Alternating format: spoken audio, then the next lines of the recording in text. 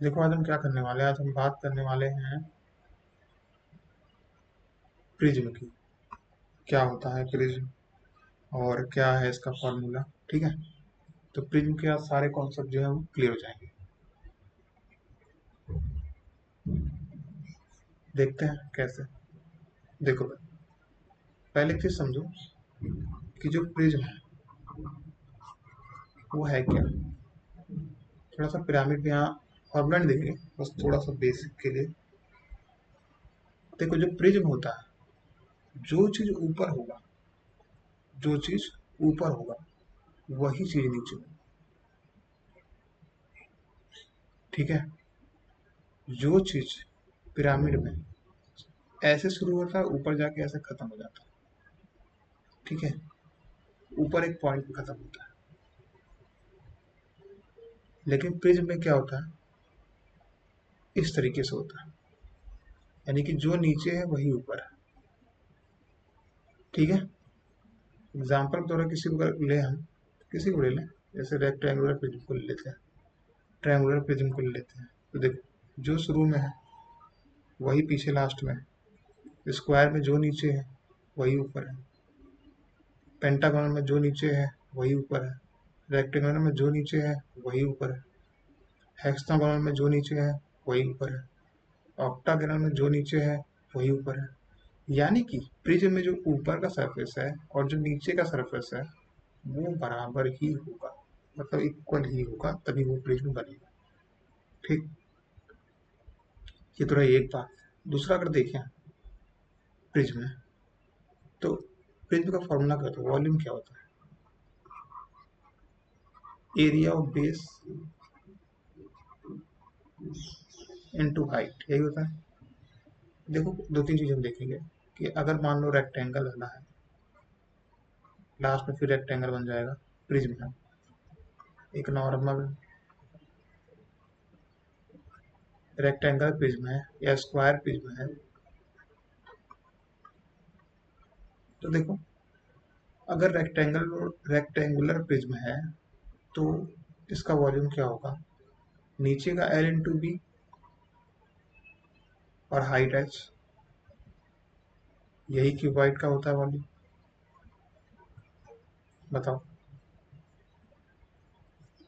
जब ये क्यूबॉइड बन गया तो क्यूबॉइड का वॉल्यूम हम लोग क्या याद करते हैं, एल बी एच। तो यहाँ देखो निकल गया, कैसे निकला, area of base l b into height. ठीक है, यही होता है। ठीक है, तो लेटरल सरफेस एरिया देखें, ये होता है पेरीमीटर ऑफ बेस। अब देखो इसका इसका पेरीमीटर ऑफ बेस क्या होगा, नीचे रेक्टेंगल है तो ये हो जाएगा 2l+b इंटू हाइट। यही हमने पढ़ रखा है, इसका लेटरल सरफेस एरिया होता है 2l+bh।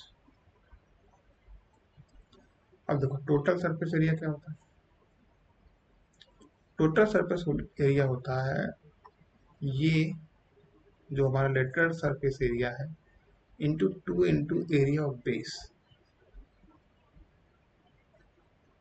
2 into area of base. 2 क्यों, क्योंकि देखो जो नीचे फिगर है एल बी वाला वही सेम फिगर ऊपर है, तो क्या आ गया, 2 आ गया, 2 ठो बेस का एरिया आ गया, तो एल बी आ गया। तो ये निकालो कितना आ गया, 2LH BH और 2LB। तो फॉर्मूला क्या बन गया, 2LB BH और H है। ठीक है, दूसरे में देख लेते हैं। मान लो क्या है, क्यूब है, तो इसका वॉल्यूम क्या होगा, ये भी एक प्रिज्म है क्योंकि नीचे और ऊपर बराबर है। तो वॉल्यूम क्या होता है, area of base into height. तो नीचे तो एरिया क्या होगा, ए और हाइट भी इसका क्या होता है, ए क्यूब। लेटरल सरफेस एरिया क्या होता है, perimeter of base into height.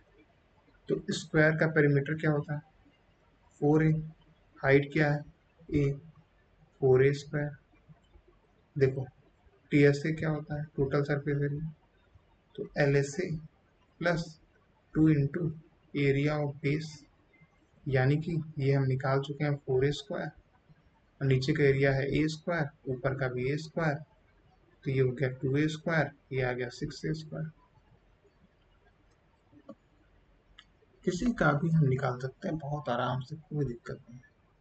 Volume होता है area of base into height. तो देख लो, अगर इक्विलेटरल ट्रायंगल है तो एरिया ऑफ बेस कितना आ जाएगा, यानी कि एरिया ऑफ बेस का मतलब है कि यही ट्रायंगल का एरिया, तो ये आ जाएगा √3/4। साइड अगर ए है तो a², हाइट h है तो h, और अगर लेटरल सरफेस एरिया निकालना है तो वही perimeter of base into height. तो इक्विलेटरल ट्रायंगल का पेरीमीटर कितना होता है, अगर ए है तो ये हो जाएगा 3a इंटू हाइट। और हमारा अगर TSA निकालना है तो perimeter of base into height 3ah plus 2 into area of base √3/4a²। समझ में आ गया? ठीक है।